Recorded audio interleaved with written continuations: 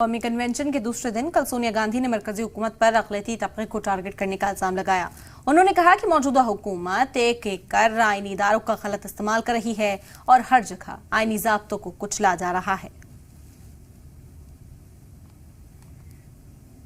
This is a particularly challenging time for the Congress and for the country as a whole.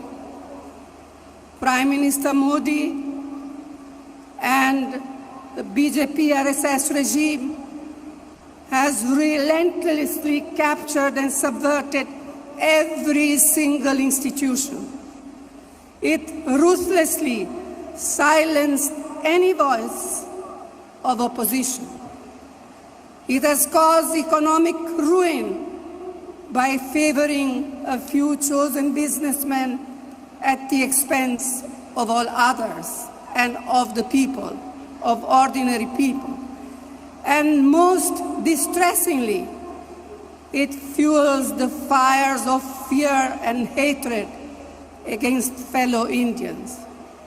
It viciously targeted minorities and ignored crimes and discrimination against them, against women, against Dalits, and against Adivasis.